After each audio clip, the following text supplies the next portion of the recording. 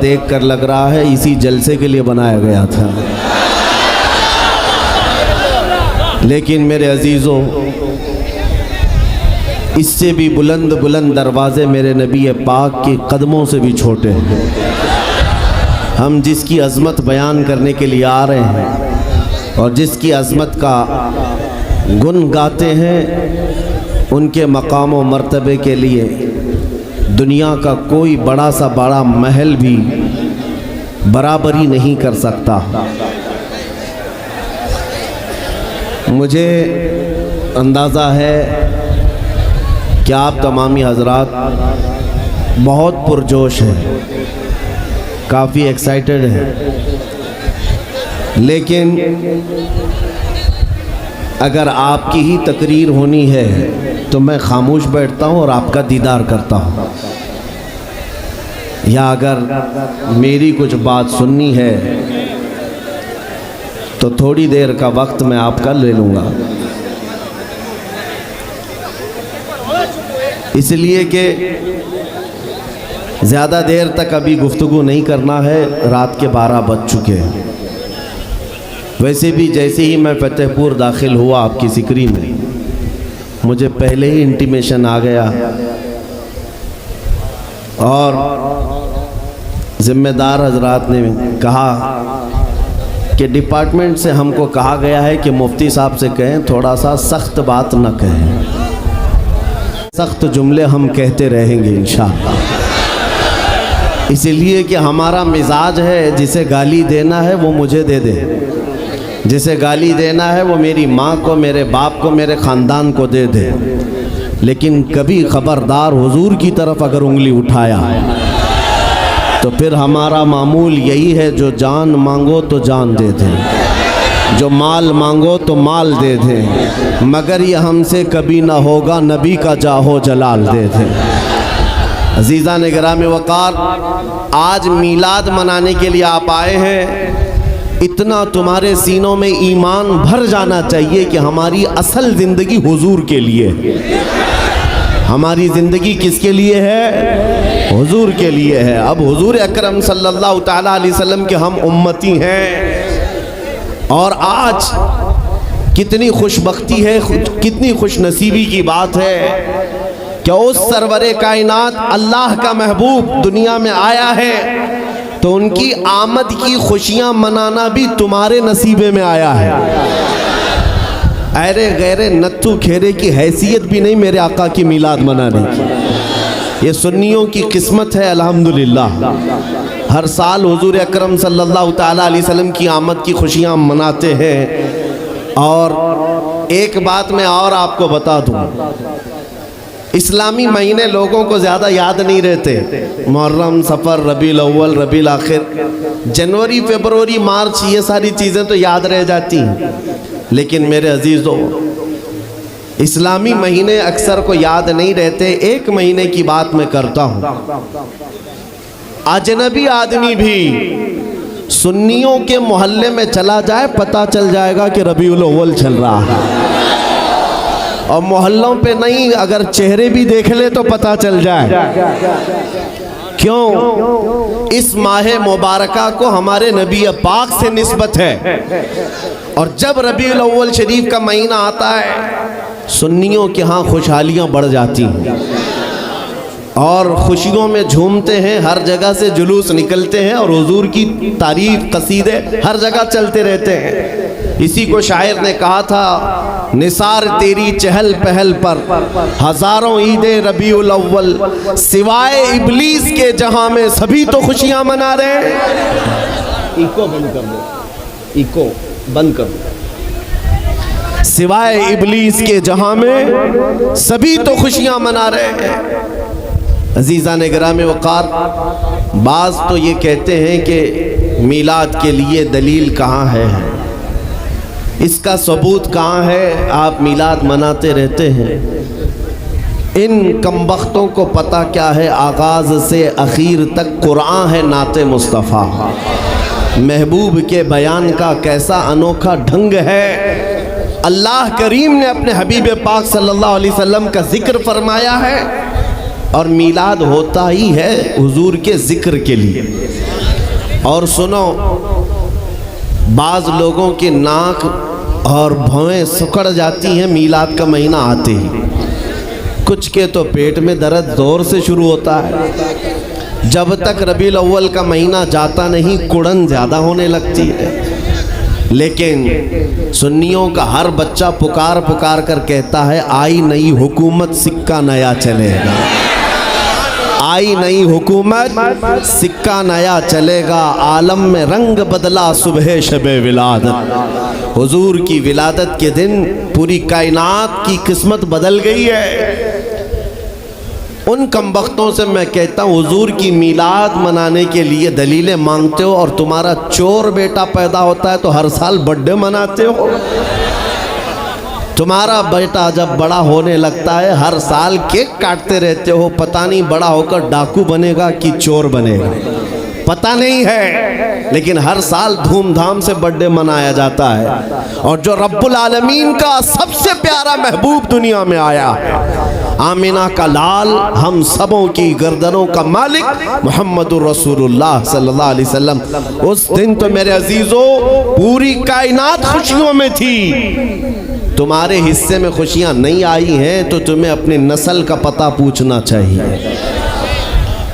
वजह क्या है? किसी साहब ने एक शोशा छोड़ा कि हुजूर जब पैदा हुए थे मक्का में तो मक्का में खुशियां मनाई नहीं गई थी, ये आज के बरेलवियों ने शुरू कर दिया। लोगों ने ये बताना शुरू किया हुजूर जब पैदा हुए थे मक्का में उस वक्त तो मीलाद नहीं मनाई गई थी, ये आज से शुरू हो गया है। मैं उनसे कहता हूँ, मक्का में जब हुजूर पैदा हुए थे तब ईमान वाले नहीं, काफिर ही काफिर थे। सब कौन थे? कुफ्फार और मुशरिकीन थे, सिवाय आपके दादा और आपकी वालदा के। लेकिन खुशियां मनाना ईमान वालों का हिस्सा है, काफिरों का नहीं। हुजूर जब 53 साल की उम्र के बाद हिजरत करके मदीना जा रहे थे तो आपको पता है सुन्नियों, हुजूर मदीना तैयबा में यूं ही दाखिल नहीं हुए। मदीना तैयबा में जब हुजूर तशरीफ ला रहे थे, घर घर से बच्चे, जवान, बूढ़े, औरतें, मर्द सब रास्तों पर खड़े हो गए थे और हुजूर का वालिहाना इस्तकबाल किया था। तलअल बद्रु अलैना मिन सनियातिल वदाई वजब शुक्र अलैना मा दआ लिल्लाहि दाई। ये मदीने की छोटी बच्चियां दफ बजा करके इस्तकबाल कर रही थी मेरे नबी पाक का। मैं ये कहता हूँ मदीने वालों की किस्मत में तो था हुजूर की आमद की खुशियां मनाना। वो क्या कह रहे थे? तलअल बद्रु अलैना मिन सनियातिल वदाई, जिसका मतलब समझो है नौजवानों, मदीने की बच्चियां कह रही थी सनियतुल वदा की घाटी से हम पर 14वीं का चांद तुलू हो गया है और अल्लाह की तरफ बुलाने वाला रसूल अब हमारे दरमियान आ गया है। ये कह कह करके बच्चे खुशियां मना रहे थे। मैं ये कहता हूँ, आज जिन लोगों को दलील, सबूत, फलां ढिकां ये सब चीज़ें मीलाद में याद आती हैं, उनसे मैं कहता हूँ मक्का के कुफ्फार की किस्मत तुम्हें मुबारक, मदीने के आशिकों की किस्मत हमें मुबारक। हम मदीने वालों की इक्तिदा कर रहे हैं। और आप क्या समझते हैं, आज तो छठी शरीफ है, मीलाद शरीफ का महीना है, छठी शरीफ है। ये आज एक जलसा हो जाने के बाद क्या हुजूर की मीलाद ख़त्म हो जाएगी सुन्नियों? बल्कि पुकार कर कहना हश्र तक डालेंगे हम। पैदाइश मौला की धूम मिसले फारस नजद के किले गिराते जाएंगे। खाक हो जाएं अदू जलकर मगर हम तो रजा, दम में जब तक दम है जिक्र उनका सुनाते जाएंगे। दम में जब तक दम है जिक्र उनका सुनाते जाएंगे।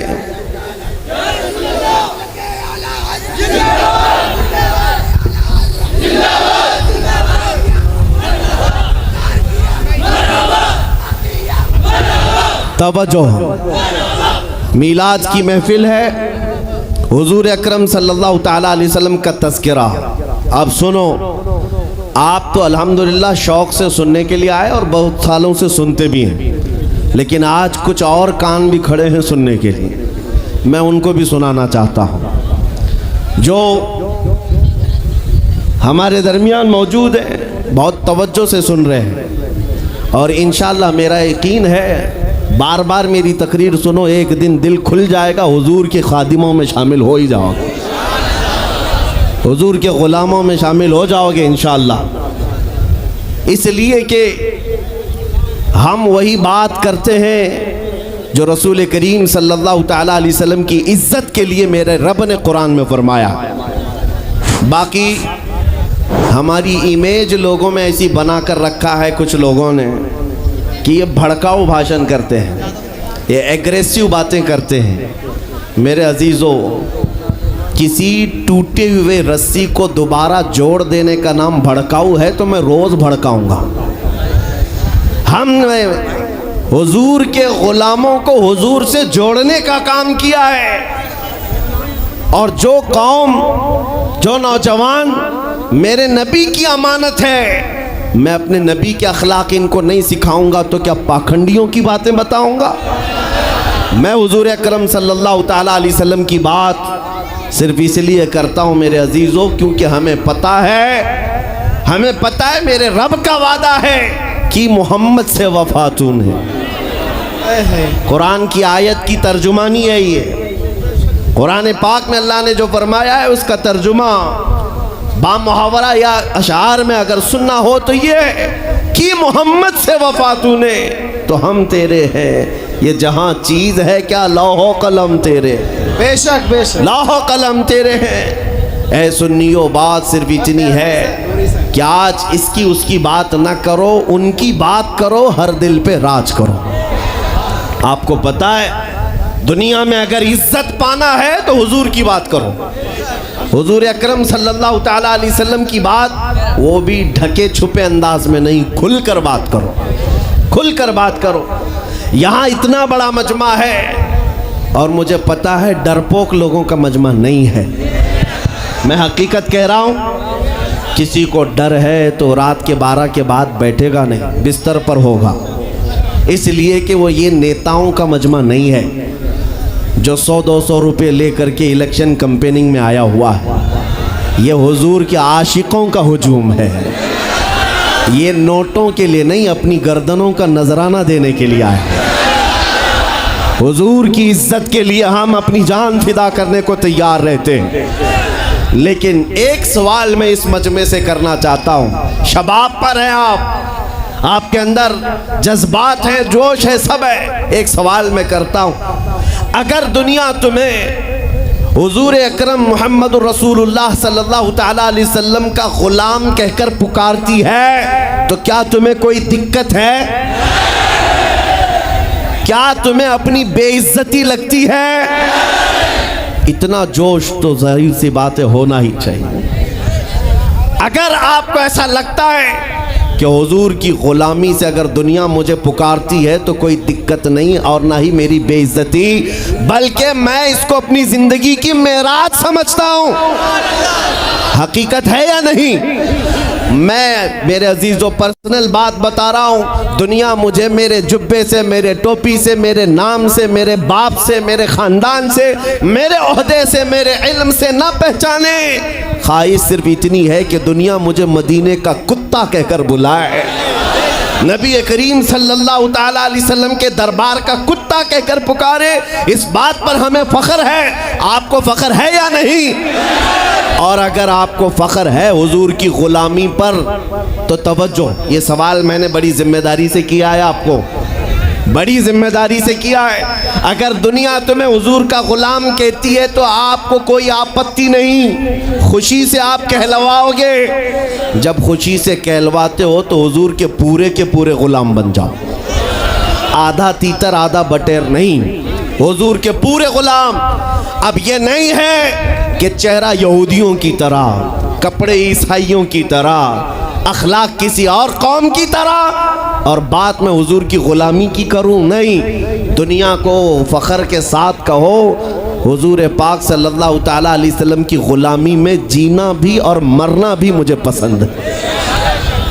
जब आपका दिल ये कहता है तो फिर आपके अखलाक में ये मॉडर्निज़म कहाँ से आ गया, ये फिल्मी डायलॉग तुम्हारी जुबानों पर, गाने पर थिरकना और नाच गाने, ये तुम्हारे अंदर कहाँ से आ गए?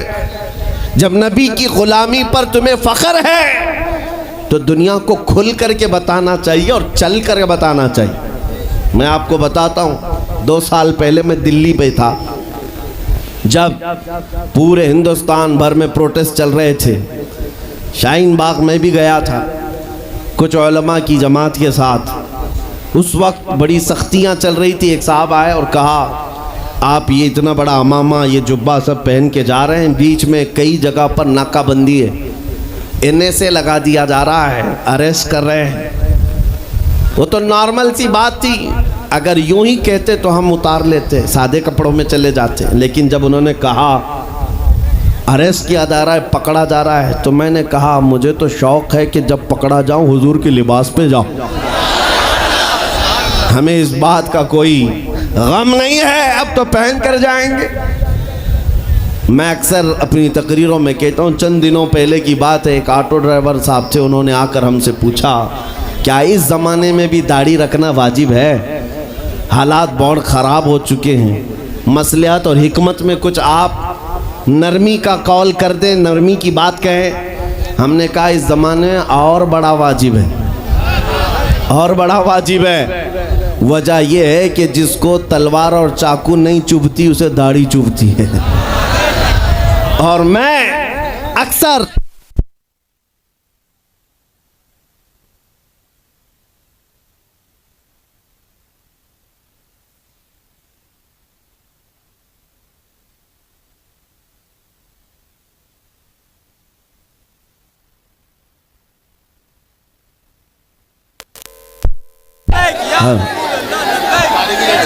यह आपके चिरागां के लिए ही गुल किया गया है। सुभान अल्लाह, सुभान अल्लाह।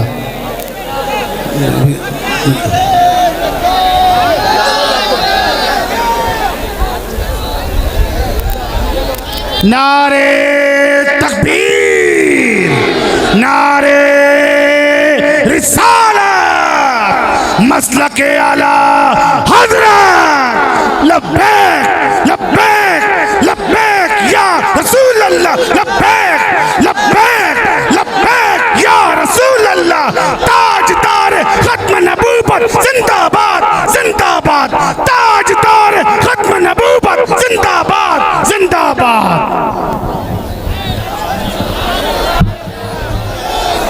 इधर दिख नहीं रहा। अजीज़ा निगरामी वक़ार, हुजूर पाक सल्लल्लाहु तआला अलैहि वसल्लम की मोहब्बत में अब मैं ही खड़ा हो गया, जितने खड़े हैं खड़े रहने दें, उनको देखना है इसलिए हम खड़े हो गए, इसलिए कि कुर्सी बहुत देर तक अच्छी भी नहीं है।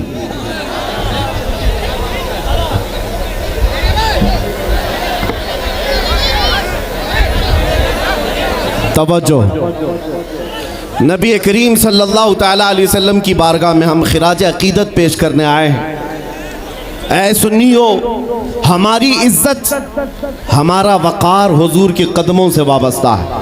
आबरूए माँ ज़नाम मुस्तफ़ास, हम सब की इज्जत और आबरू नबी के नाम से है। अगर हुजूर का नाम निकल गया हमारी ज़िंदगी से तो हम चलती फिरती लाशें हैं, हमारा कोई अपना वजूद नहीं। आपको पता है, तुम जितने सेकुलर बनना चाहो, जितने आम आदमी बन कर के जीना चाहो, लेकिन फिर भी दुनिया तुम्हें नबी के नाम से ही पहचानती है, हुजूर के नाम से पहचानती है। इसलिए मैं आपसे पहले ही सवाल किया कि अगर दुनिया हुजूर के रिश्ते से तुम्हें पहचानती है तो कोई दिक्कत है? तो जब दिक्कत नहीं है तो हमें खुलकर हुजूर की गुलामी पर आना चाहिए। आज का दौर है जिसके मुतालिक मेरे आका ने फरमाया था, मन तमस्सक बिसुन्नती इंद फसाद उम्मती फलहु अजरु मिअति शहीदिन।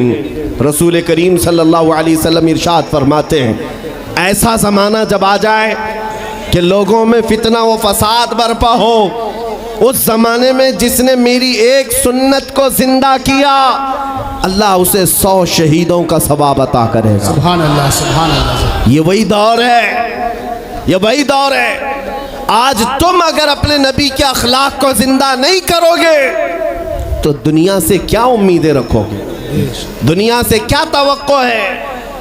आज मुझे कुछ थोड़ी बात अपने घर की करने दीजिए, फिर मैं बात दूसरों की खबर बाद में लेते हैं, लेकिन पहले अपने घर के अंदर जो मौजूद है हालात, कहीं ऐसा तो नहीं है नौजवानों हमने खुद अपने हाथों से गुलामी का पट्टा निकाल कर फेंक दिया? कहीं ऐसा तो नहीं है हम इस्लाम जिंदाबाद के नारे लगाते, नबी पाक की मोहब्बत में मरने की बात करते, लेकिन अपने घर में इस्लाम पसंद नहीं करते, अपनी बीवियों पर, अपनी बच्चियों पर, अपनी माँ बहनों पर इस्लाम पसंद नहीं करते, उनको बेपर्दा बाहर घुमाते हैं। उस वक्त इस्लाम जिंदाबाद का नारा क्यों नहीं? हमें इब्तिदा अपने घर से करनी चाहिए। अगर इस्लाम से प्यार है तो मेरे बेटे पर भी इस्लाम को देखना चाहिए, मेरी बेटी पर भी इस्लाम नज़र आए, मेरी बीवी पर भी इस्लाम नज़र आए, मेरे घर के माहौल में इस्लाम नज़र आए। सड़कों पर निकलकर प्रोटेस्ट और एहतजाज करते हैं इस्लाम के ख़िलाफ़ अगर कोई बात आए, लेकिन जब सुबह घर में उजाला होता है तो धूम धड़ाके से गाने जो बजते हैं, वो कौन सा इस्लाम है? वो कौन सा इस्लाम है? इन तमाम चीज़ों पर जब हम खुद तब्दीली नहीं लाएंगे तो कुत्ते तुम्हें छेड़ते रह जाएंगे। इसलिए मेरे अजीज़ों, एक मुहावरा था पुराने ज़माने में, कहा जाता था कौवा चला हंस की चाल, अपनी चाल भूल गया।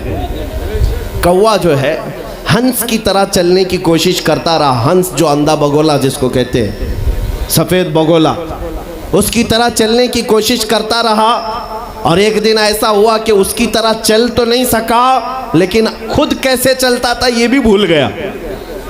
और मैं उसको थोड़ा बदल करके अपनी कौम के लिए कहता हूँ, शेर चला कुत्ते की चाल और अपनी चाल भूल गया।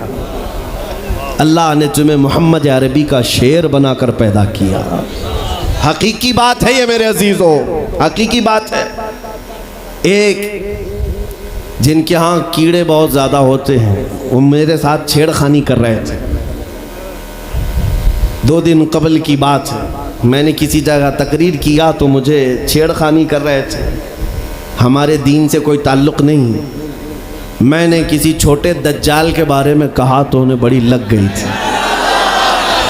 आज की तकरीर फिर वो सुन रहा होगा, साहब मैं कहता हूँ, मुझे उन्होंने मैसेज में कहा है, गोश्त खोर मौलाना, गोश्त खोर मौलाना, गोश्त खाते हैं और स्टेजों पर चिल्लाते हैं।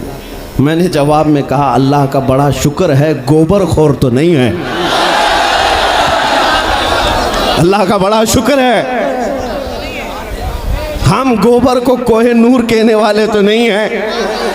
अल्लाह ने दूध पीने वाली कौम में पैदा किया है, पेशाब पीने वाली में नहीं। नारे तकबीर, नारे रिसालत, नारे हैदरी। मेरे अजीजों, ये कोई बात लतीफ़े की नहीं है और ना ही छेड़खानी की बात है। मैं उनसे कहता हूँ, हमें छेड़ो मत, हम अपने नबी की बात करते हैं, हम अपने नबी की बात करते हैं। और जहाँ फिर तुम छेड़ोगे तो फिर हम अपने तौर पर जवाब भी देते रहेंगे इंशाअल्लाह। इसलिए कि अपनी अपनी किस्मत की बात है। मुझे गोश्त खोर मौलाना कह रहे हो और ख़ुद की हालत मालूम नहीं है। अल्लाह करीम का शुक्र है कि हमने दुनिया में देखा है गोश्त खाने वाला भी शेर ही हुआ करता है और गोबर खाने वाला सूअर तो नहीं है। अल्लाह का बड़ा करोड़ा एहसान है। मैं उन बातों में नहीं आ रहा, लेकिन एक बात ज़रूर कहना चाहता हूँ, सुनियो, एक बात कि दुनिया 1000 ताने दे, हमें फ़र्क नहीं पड़ना चाहिए, अपने नबी के अखलाक को खुल कर कहना है। मैं आपसे पूछता हूँ, क्या हमारा ये ईमान है या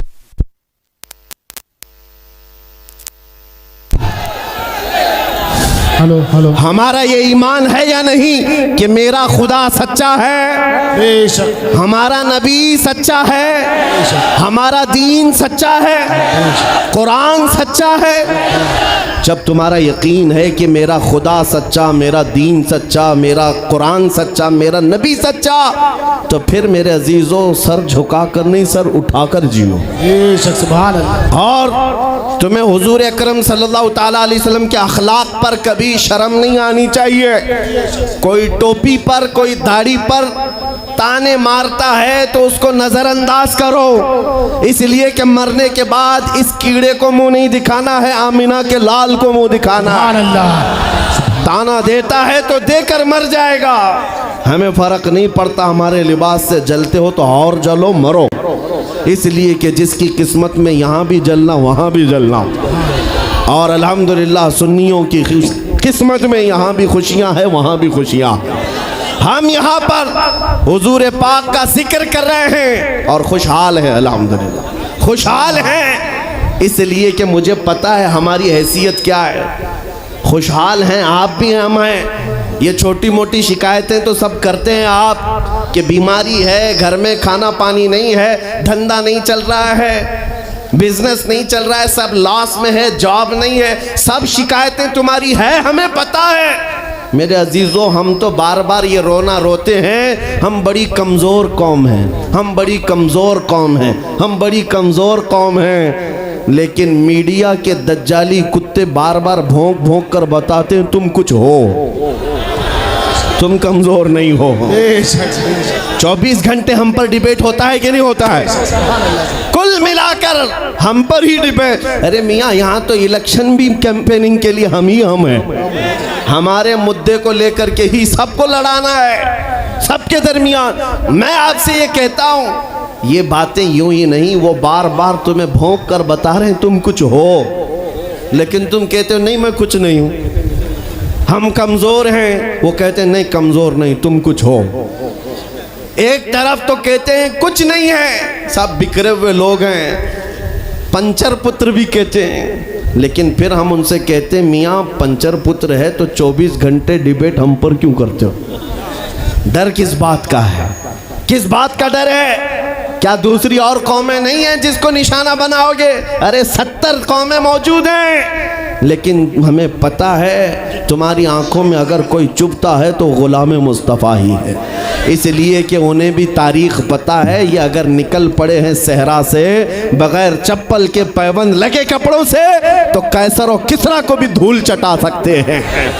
वह दुनिया की सुपर पावर ताकतों को घुटने टेकने पर मजबूर करने वाली कौम वो उमर बिन खत्ताब के शागिर्द थे, सहाबाए कराम थे। दुनिया को तारीख पता है कि ये जिस दिन पढ़ने लग गए खालिद बिन वलीद को, जिस दिन ये पढ़ने लग गए सलाहुद्दीन अय्यूबी को, जिस दिन इनको कोई कहने लग गया कि तुम्हारा कोई शिहाबुद्दीन गौरी भी था, तुम्हारा कोई औरंगजेब भी था, तो फिर ये मुर्दा और मुरझाई हुई कौम दोबारा उठने लग गई तो अच्छे अच्छों की नींद हराम हो सकती है।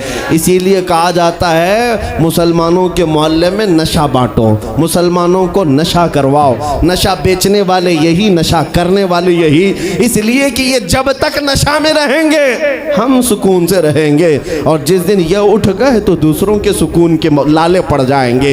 इसलिए मेरे अजीजों, मैं तुम्हें बेदार करने के लिए आया हूं और दुनिया की नजरों में खटकता रहूंगा, लेकिन मेरे पास जितना भी वक्त मौजूद है मैं खामोश नहीं रहूंगा इंशाअल्लाह अज़ीज़। कल को भी अगर मेरी फांसी हो जाए मुझे इस बात की परवाह नहीं है, दुनिया से जाएंगे। हमारे एक के मर जाने के बाद उन कुत्तों से कहता हूं कि इसको ये मत समझ लेना कि इस्लाम खत्म हो जाएगा, मुझ जैसे 1000 कट भी जाएं तब भी हम नारा यही लगाएंगे, इस्लाम जिंदा होता है हर करबला के बाद। नारे तकबीर, नारे रिसालत, शहंशाह खिताबत, शेरे हिंदुस्तान, सलमान मुफ्ती सलमान हजारी साहब किबला। सुभान अल्लाह, सुभान अल्लाह। मेरे अजीजों, बात आज ईमान की है।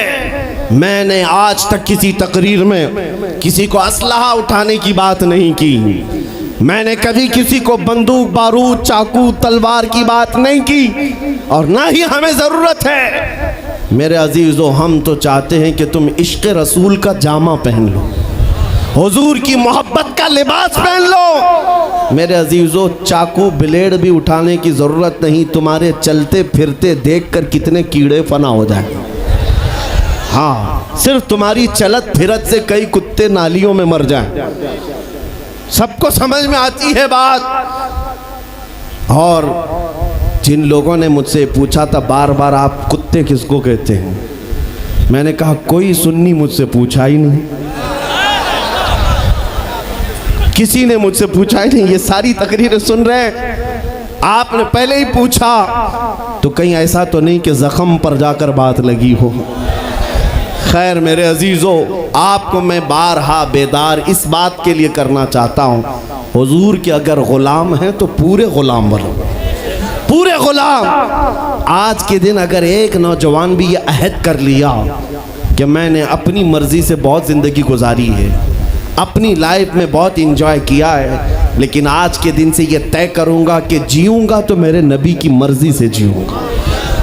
जिसने भी तय कर लिया, मैं समझता हूँ कि ये जलसा वसूल हो गया, हुजूर के कदमों में पहुँच गया। मैं बताओ ए नौजवानों, बचा क्या है हमारी ज़िंदगी में और क्या बाकी है? क्या चाहिए तुम्हें? पूरी दुनिया तुम नाक रगड़ रगड़ कर हासिल कर भी लिए तो एक दिन तो मौत आनी है, एक दिन तो दुनिया से जाना है। सारी दौलत छोड़ कर जाओगे, इस बात पर सबका यकीन है। तुमने खुद अपने हाथों से कितने मुर्दे दफनाए, तुमने कितने लोगों की कब्रों को खुद अपने हाथों से बंद किया। आज जो ये आंखें खुली हैं अचानक बंद कर दी जाएंगी, ये धड़कनें रुक जाएंगी, तुम हाथ पैर भी नहीं उठा सकते, और ये पूरे लोग उठाकर तुम्हें इतनी छोटी कब्र में डाल कर आते हैं जहाँ करवट लेने की भी जगह नहीं, सांस और हवा के लिए कोई रोशनदान नहीं, खिड़की नहीं। इतने घने अंधेरे के अंदर तुम तन्हा होते हो। उस कब्र के मुतालिक सोचो, वहाँ मुनकर नकीर जिसके बारे में पूछ रहे होंगे वो ताजदार मदीना की ज़ात होगी। हुजूर के बारे में तुमसे पूछा जा रहा है कि तुम उनके बारे में क्या कहते थे। इसलिए सुन्नियों, आज ही हम तैयारी क्यों ना कर लें कि कल को कब्र में हमसे फरिश्ते पूछें इनके बारे में क्या कहते थे, तो वहाँ पुकार कर नकीरैन से कहना तुम पूछ रहे हो इनके बारे में क्या कहते थे, अरे मर के पहुँचा हूँ यहाँ इस दिलरुबा के वास्ते। सुभान अल्लाह, सुभान अल्लाह। मर के पहुंचा हूं यहाँ इस दिलरुबा के वास्ते, है शबे गौर भी उसी गुल से मुलाकात की रात। अजीज़ा ने गिरामी वक़ार, आज ले उनकी पनाह, आज मदद मांग उनसे, कल न मानेंगे क़यामत में अगर मान गया। सिर्फ मैं तुम्हारे उन अखलाक की बात कर रहा हूँ, बड़े दर्द दिल से कह रहा हूँ। आ जाओ वापस उस नुक्ते पर जहाँ मेरे नबी ने हमें छोड़ा था, आ जाओ उस रास्ते पर जिस पर चलने वालों पर अल्लाह ने इनाम नाजिल किया है। आपको पता है वो सहाबा कराम, ताबईन और औलिया कामिलीन का रास्ता था कि जिनके बारे में इकबाल ने कहा, दी अज़ाने कभी यूरोप के कलीसाओं में तो कभी अफ्रीका के तपते हुए सहराओं में, दश्त तो दश्त है दरिया भी न छोड़े हमने, बहरे जुल्मात में दौड़ा दिए घोड़े हमने, आ गया ऐन लड़ाई में गर वक्त नमाज, किबला रूहों के ज़मीं बोस हुई कौमे हिजाज, एक ही सब में खड़े हो गए महमूद आयाज, न कोई बंदा रहा न कोई बंदा नवाज। यह हमारी तारीख थी, यह हमारी तारीख थी, मोहम्मद अरबी सल्लल्लाहु तआला अलैहि वसल्लम के ग़ुलामों की तारीख थी। वो जिस जगह जाते थे परचम इस्लाम लहराते थे, जहाँ चल पड़े हवाओं का रुख मोड़ दिया, आंधियों को तोड़ दिया, समंदरों में रास्ता बना लिया, अरे दरिया दजला में घोड़े दौड़ा दिए। ये नबी पाक के गुलाम थे, दुनिया उनसे खौफज़दा थी। क्या था उनका नारा? उनका नारा ये था, टल न सकते थे जंग में अगर अड़ जाते थे, पाँव शेरों के मैदान से उखड़ जाते थे, अरे हक से सरकश हुआ कोई तो बिगड़ जाते थे, तेग क्या चीज है हम तोप से भी लड़ जाते थे। नारे तकबीर, नारे रिसालत, देखो देखो कौन आया, देखो देखो कौन आया। तवज्जो की बात है, हम उस कौम के वारिसीन में से हैं, दुनिया जिनकी तारीख जानती है। आपको पता है अंग्रेज तारीख दान है, अंग्रेज है, उसका कोई ताल्लुक मेरे दीन से नहीं, लेकिन तारीख लिखने में उसने ये बात लिखी कि मैंने ऐसा जर्नेल देखा ही नहीं जैसा सलाहुद्दीन था, इसलिए कि उसके जज्बे जैसा मैंने एक भी जर्नल देखा नहीं। एक बार का वाक़या लिखा है कि 12,000 की फ़ौज थी सलाहुद्दीन के साथ, 12,000 की फ़ौज थी सलाहुद्दीन अय्यूबी के साथ। और जिस वक्त वो मैदान में उतरा, मुकाबिल में सलीबियों की तादाद 4 लाख की थी, 4 लाख की थी। 4 लाख की तादाद देखकर ना वो घबराया ना भागा, पलटकर अपनी फौज से पूछा क्या मशवरा है तुम्हारा, मुकाबिल में उतरे या नहीं उतरे। सलाहुद्दीन के लश्करी और उसके नौजवान सिपाही आम लोग नहीं थे, जज्बा जवान था। अर्ज किया है सलाहुद्दीन हमारे सिपह सालार, रसूलुल्लाह के सहाबा तादाद देखकर उतरते थे तो हम भी तादाद देख के उतरेंगे। अगर नबी के सहाबा तादाद नहीं देखते थे तो हम भी इस तादाद का कोई परवाह नहीं करेंगे। सलाहुद्दीन उनकी बातों को लेकर उतर तो पड़ा। तारीख लिखने वाला अंग्रेज आदमी है, कहता है मुकाबला कर लेना और बात होती है, लेकिन 4 लाख को तितर बितर करके रख देना तारीख की अलग बात होती है। सलाहुद्दीन के इस कारनामे के बाद वो अंग्रेज तारीखदान कहता है हमारे इलाकों में हाल ये हो गया था, हमारे यहाँ की माएँ अपने बच्चों को थपकियाँ देकर सुलाती थी और ये कहती थी कि बेटा सो जा नहीं तो सलाहुद्दीन आ जाए। सुभान अल्लाह, सुभान अल्लाह। ये मैं इसलिए बातें अर्ज कर रहा हूँ कि सलाहुद्दीन अय्यूबी की ताकत वो उनकी अपनी बॉडी की ताकत नहीं थी, वो ना ही किसी जगह से वर्जिश करके हासिल की हुई ताकत थी। सलाहुद्दीन की ताकत इश्क़ मुस्तफ़ा की वजह से थी, वो मोहब्बत रसूल का पैकर था। हमने तारीख में उन जवानों को देखा है जिन्होंने तारीख उलट करके रख दिया है, जिन्होंने ज़मीन में एक अलग परचम लहरा कर रख दिया है। आपको पता है इसी हिंदुस्तान की सरजमीन पर सबसे पहला 10,000 का लश्कर लेकर आने वाला एक जवान, अरब से सबसे पहले आने वाला मोहम्मद बिन कासिम सिर्फ 19 साल की उम्र में आया था।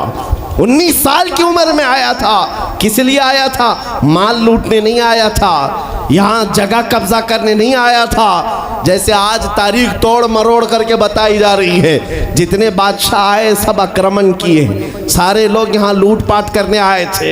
ये तारीख तोड़ मरोड़ कर बयान की जाती है। मेरे अजीज़ों इस पर फिर कभी गुफ्तगू करेंगे, लेकिन मोहम्मद बिन कासिम क्यों आया था? इलाहाबाद के एक पंडित है, उन्होंने खुद लिखा है, मैं अपनी बात नहीं पंडित जी की बात कह रहा हूँ। उस वक्त हालात ऐसे हो गए थे कि चंद औरतें, मुसलमान औरतें जो श्रीलंका की सरजमीन से हज के लिए जा रही थी, उस वक्त राजा दाबिर सिंह उसके कुछ गुंडों ने इन औरतों को पकड़ लिया, उनकी इज्जत लूटी, उनका माल लूटा, उनको कैदी बनाया। उन औरतों ने उस वक्त पुकार कर कहा था कि कोई है जो हमारी इज्जत बचाएगा। कोई तिजारत करने वाला बाहर से आया हुआ ताजिर बात सुन करके अरब गया। अरब में जाकर गवर्नर जो था उसके सामने वाक़या बयान कर रहा था। 19 साल का जवान मोहम्मद बिन कासिम वहाँ से गुज़र रहा था। उसने इतना वाक़या सुना कि हिंद की सरजमीन पर कुछ हमारी बहनों की इज्जत लूटी जा रही है। वहीं खड़े होकर उसने कहा लब्बैक या उख्ती, ऐ मेरी बहन मैं तेरी इज्जत की हिफाजत के लिए आ रहा हूँ। वहाँ से पुकारा अपने चचा जो गवर्नर था उस वक्त, उससे 10,000 का लश्कर लेकर के सबसे पहले यहाँ आने वाला मोहम्मद बिन कासिम किस लिए आया था? माल लूटने के लिए नहीं, औरतों की इज्जत बचाने के लिए आया था। हिंदुस्तान की सरजमीन पर कदम रखा और उसके बाद सामने मुकाबिल में फौरन जंग के लिए नहीं आया। कहा कि जिन औरतों को कैदी बनाया वो छोड़ दो, जो हज के लिए जा रही थी उन्हें आज़ाद कर दो, और दूसरी बात जिन्होंने गुंडागर्दी की है उन्हें पकड़ो और जेल में डालो। राजा को घमंड था, उसने इनकार किया तो मोहम्मद बिन कासिम ने कहा चलो आओ मोहम्मद अरबी के शेरों से मुकाबला हो जाए। 3 दिन का मुकाबला हुआ था, न राजा बचा न बाजा बचा, सारे हजारे इधर से उधर हो गए और मोहम्मद बिन कासिम का परचम लहराया। मेरे अजीज़ों, औरतों की इज्जत का मुहाफिज 19 साल का जवान था, जिसने आते ही औरतों की इज्जत भी बचाई और मेरे दीन का परचम भी लहराया। मैं आज पूछता हूँ हमारी उम्रें कितनी हो गई? कई जवान 25 साल 30 साल क्रॉस कर चुके।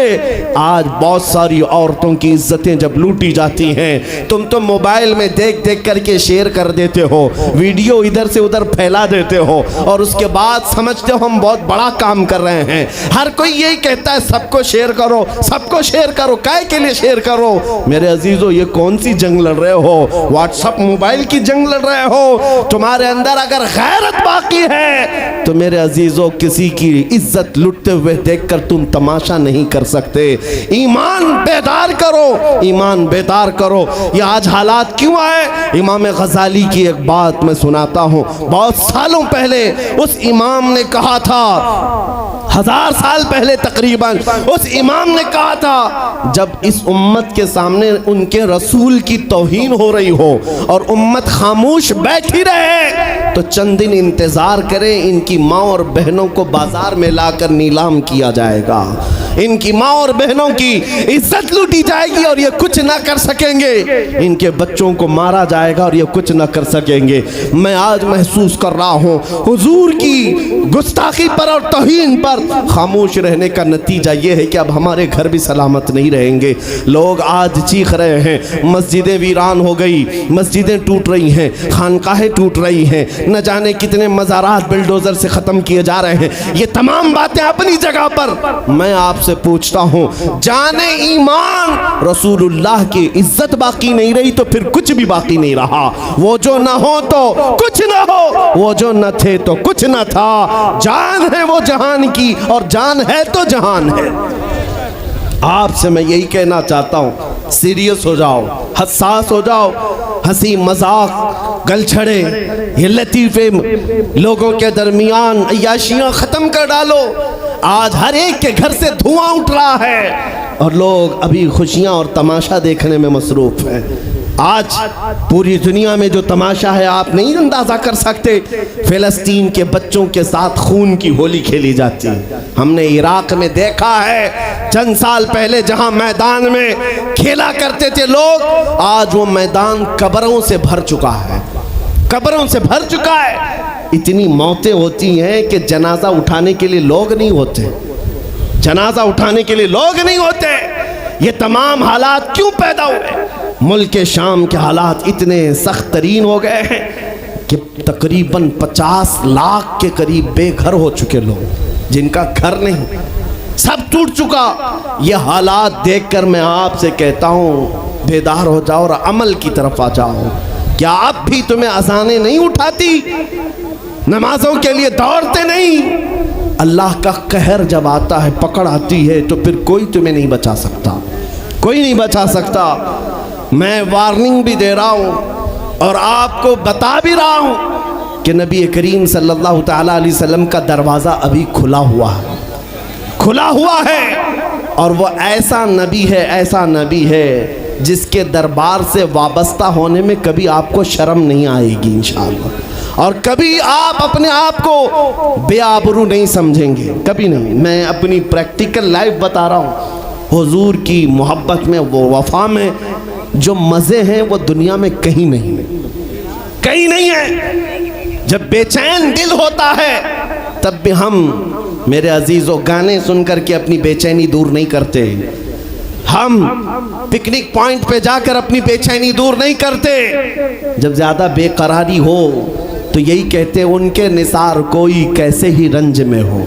जब याद आ गए हैं सब गम भुला दिए हैं, उनकी महक ने दिल के गुंचे खिला दिए हैं, जिस राह चल दिए हैं कूचे बसा दिए हैं। हुजूर को याद कर लेते हैं, बेचैनी दूर होती है, बेकरारी दूर होती है। आपको मैं ये बात कहना चाहता हूँ, हुजूर की वफा में जो इज़्ज़त है वो कहीं नहीं है, हुजूर की ग़ुलामी में जो इज़्ज़त है वो कहीं नहीं। आज आपके दरमियान मैं यहाँ आया हूँ, फतेहपुर सिकरी पहली मर्तबा, लेकिन तुम्हारा जोश और जज्बा मेरे अजीज़ों, रात के 12 बजे के बाद मुझ जैसे एक अदना तालिब इल्म के इस्तकबाल के लिए अगर इतना मजमा खड़ा है, जो खड़ा है खड़ा है, जिसको जगह नहीं वो भी, जिसको जगह है वो भी। क्यों? कोई बड़े पार्टी का नेता आया है क्या? किसी गवर्नमेंट का ओहदेदार आया है, नहीं, सबको यहाँ पता है कोई नेता नहीं आया, हुजूर का एक गुलाम आया। हमारी आज जो इज्जत है वो सिर्फ इसीलिए है, जब तक बिके न थे तो कोई पूछता न था। या रसूल अल्लाह, तुमने खरीद कर हमें अनमोल कर दिया। जब तक के मदीने से इशारे नहीं होते, रोशन मेरी किस्मत के सितारे नहीं होते। इसलिए आपसे भी कहता हूँ, बेदाम ही बिक जाइए बाजार नबी में, बेदाम ही बिक जाइए बाजार नबी में। अरे इस शान के सौदे में खसारे नहीं होते। नारे तकबीर, लब्बैक लब्बैक लब्बैक या रसूल अल्लाह, लब्बैक लब्बैक लब्बैक या रसूल अल्लाह। ताजदार खत्म नबूवत, ताजदार खत्म नबूवत। मैं अपनी गुफ्तगू को समेटते हुए बात अर्ज करता हूँ, तुम्हारे यकीन को बढ़ाने के लिए कहता हूँ, आज भी तुम्हें पता होना चाहिए, हमारे दर्द को कोई समझने वाला है तो आमिना का लाल है, वो मकीने गुंबद खजरा है, जो बेकसों का कस, जो बेसहारों का सहारा। उस रसूल पाक की आदत ही ये है, आता है फ़कीरों पे उन्हें प्यार कुछ ऐसा, खुद भीख दें और खुद कहें मंगते का भला हो। आपको मैं ये बात बार बार इसलिए कह रहा हूँ कि तुम ये मांगना छोड़ दो, लोगों के यहाँ हाथ फैलाना छोड़ दो, उनकी नौकरी चाकरी करना छोड़ दो। मेरे मुर्शिद ताजु शरिया फरमाया करते, बुल हवस सुन सीमो ज़र की बंदगी अच्छी नहीं, बुल हवस सुन सीमो ज़र की बंदगी अच्छी नहीं, उनके दर की भीख अच्छी, सरवरी अच्छी नहीं। दुनिया में कहीं इज्जत नहीं पाओगे जो मेरे नबी की गुलामी में पाओगे। इसलिए कि हमने हुजूर से वाबस्ता होने वालों को देखा है, वो बिलाल हबशी हबशा के रहने वाले थे, अगरचे रंग काला था, लेकिन जब मेरे आका की गुलामी में आए तो मेरे आका ने उन्हें काबे की छत पर चढ़ा दिया, और काबे की छत पर से अजान देकर बिलाल ने ये लोगों को बता दिया, ऐ लोगों मुझे देखो, रंग से इज्जत नहीं, मुस्तफा के कदमों से इज्जत है।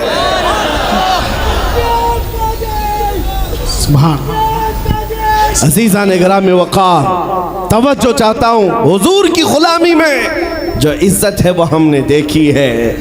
जो लोग सहाबाए कराम, जो सहाबाए कराम, सैयदना अमीरुल मोमिनीन उमर इब्न खत्ताब, जिनका हाल ये था 36 लाख स्क्वायर किलोमीटर पर तन्हा हुकूमत करते थे।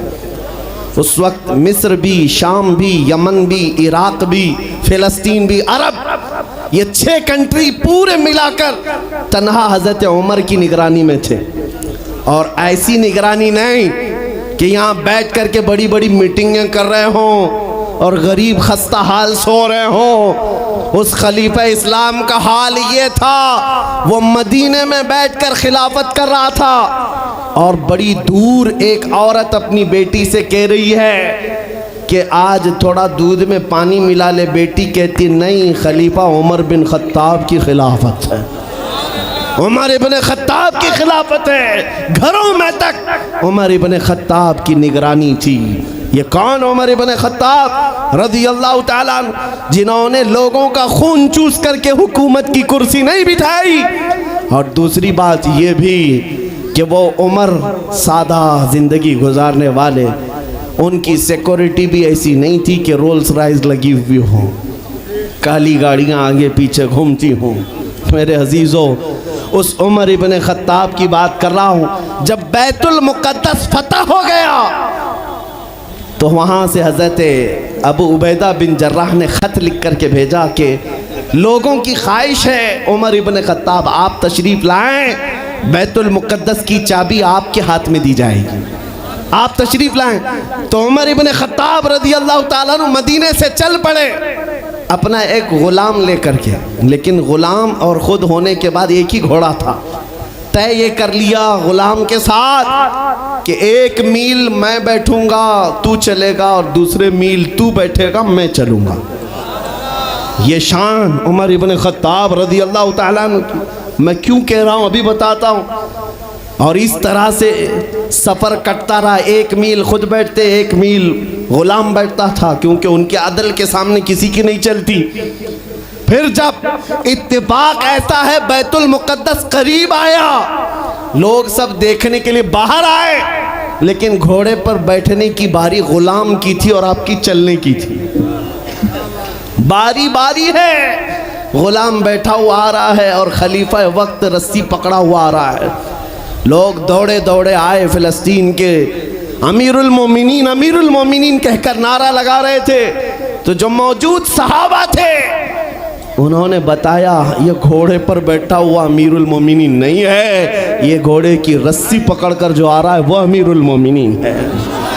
ईसाइयों ने पहली मर्तबा देख करके पूछा था, ए मुसलमानों, क्या तुम्हारा बादशाह ऐसा भी होता है? उस वक्त सहाबा ने कहा, पहली बात तो हमारे यहाँ बादशाह होता ही नहीं, बादशाह नहीं होता।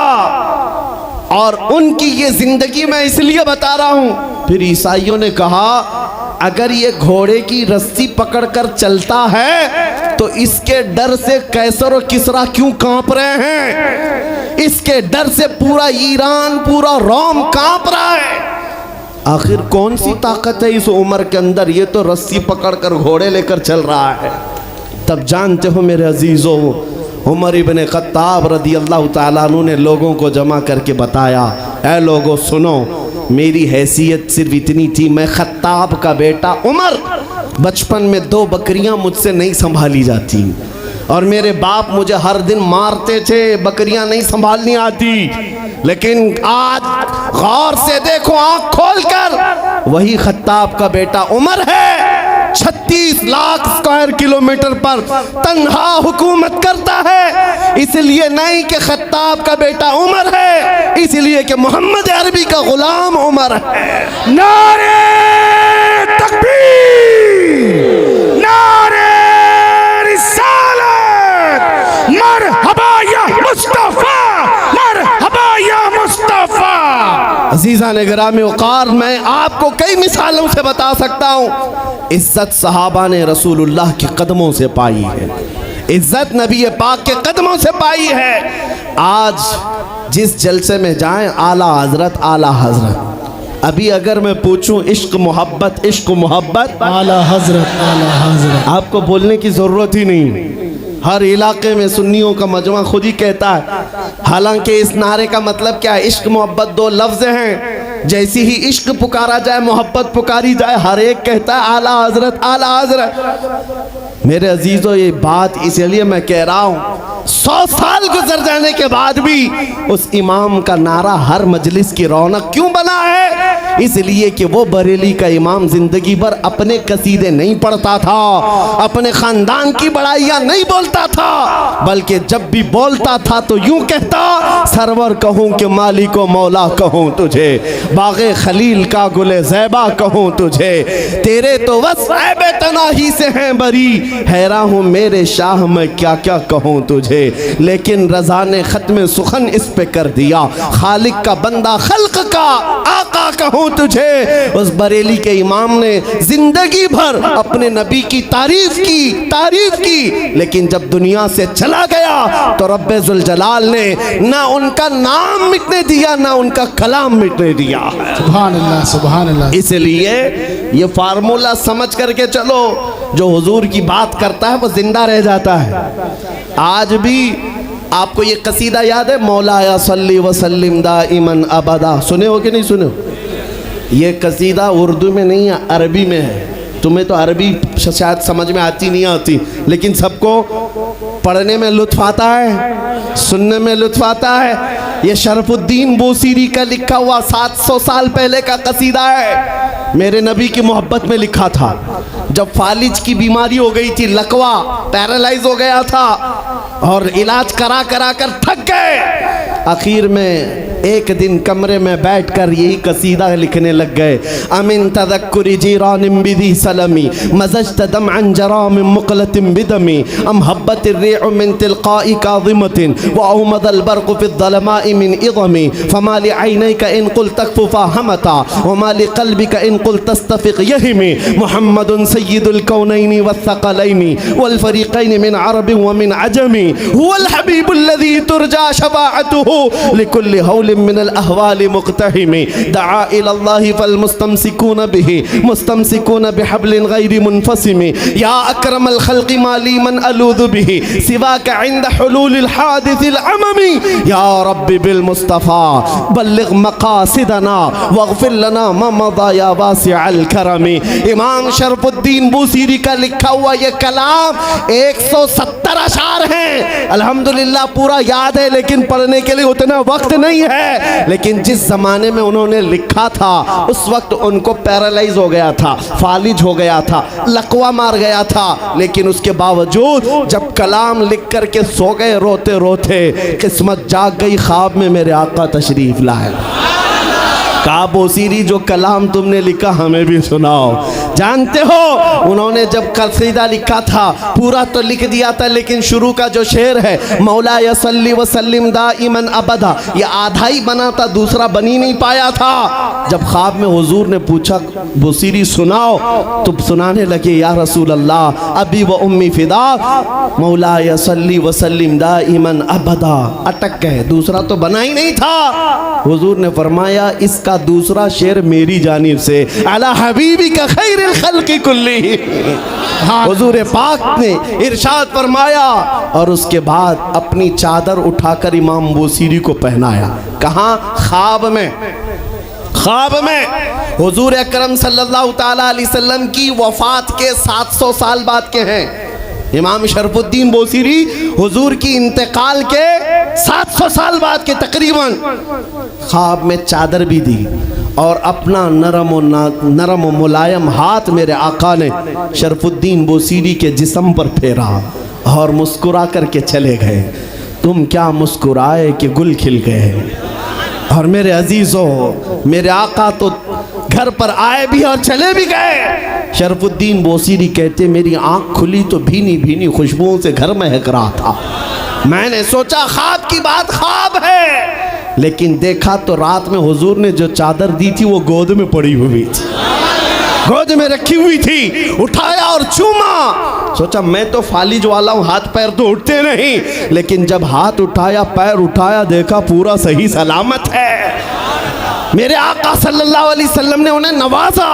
मैं ये वाक़या बयान करना मकसूद नहीं था, लेकिन दरमियान में बात आई इसलिए कह रहा हूँ कि उस शरफुद्दीन बूसीरी का कसीदा घर घर पूरी दुनिया में बच्चों को याद है। छोटा ही सही, एक शेर ही सही, क्यों 700 साल पहले कहे हुए कसीदे को अल्लाह ने आज भी जिंदा रखा है, सिर्फ हमारी जुबानों पर नहीं। आज जाकर मदीने तैयबा में देखो, हुजूर पाक की जालियों में अंदर जाने वाला जो दरवाजा है उस दरवाजे की कड़ी पर भी ये शेर लिखा हुआ। मेरे आका ने इस कसीदे को ऐसा कबूल किया है, हुजूर की तारीफ करने वाला मरता नहीं है, हुजूर की तारीफ करने वाला उसका नाम फना होता नहीं है, जिंदा है, आज भी जिंदा है। मैं फिर कहता हूँ तुम कहाँ घबराए हुए हो उन गुफे में बैठे हुए पाखंडी कुत्तों से, उन लोमड़ियों से जो अंदर बैठ करके तो मेरे नबी की शान में भौंक सकते हैं। 4 बच्चों के सामने आकर बात तो करके दिखाओ। सुभान अल्लाह। इनकी हालत तो ये है, हुजूर की शान में भौंकने के बाद जिंदगी अजीरन हो गई, बेचैन हो गई। बगैर सिक्योरिटी गार्ड के बाहर निकलना दुभर हो जाता है, नहीं आ पाते। रात की नींद भी खराब, दिन का चैन भी गया।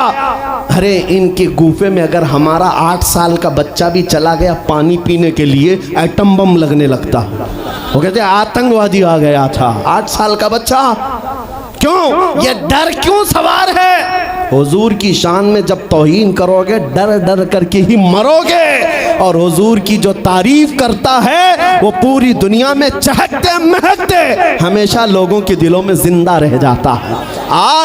आज इस हिंदुस्तान की सरजमीन पर छोटा सा कस्बा है, लेकिन हर जवान पुकार रहा है लब्बैक या रसूल अल्लाह। पुकारते हो कि नहीं पुकारते हो? किसी को लब्बैक कहने में डर लगता है? डर है किसी को? हाँ, बात ये सुनो, ये अल्लामा खादिम हुसैन रज़वी रहमतुल्लाह अलैह का पुकारा हुआ नारा था और ऐसा जिंदा हो गया, ऐसा जिंदा हो गया। मैं दूसरों से कहता हूँ जिसको लब्बैक के नारे से चिढ़ है वो आज से आदत बना ले रोज़ सुनने की, क्योंकि ये क़यामत तक लगने वाला है। ये बंद होने वाला नहीं है, क़यामत तक लगेगा। और मैं उनसे कहता हूँ घबराओ मत इन नारों से, हम तुम्हारे बाप को नहीं पुकार रहे, हम अपने नबी को पुकार रहे हैं। लब्बैक या रसूल अल्लाह का मतलब होता है ऐ अल्लाह के रसूल मैं हाजिर हूँ, ऐ अल्लाह के रसूल मैं। तर्जुमा क्या है ऐ अल्लाह के रसूल मैं? लब्बैक या रसूल अल्लाह का मतलब ये होता है ऐ अल्लाह के रसूल मैं। और जब अपने नबी को पुकार रहे हैं तो डरना किस बात का, खौफ किस बात का? किसी के बाप को पुकार रहे हैं,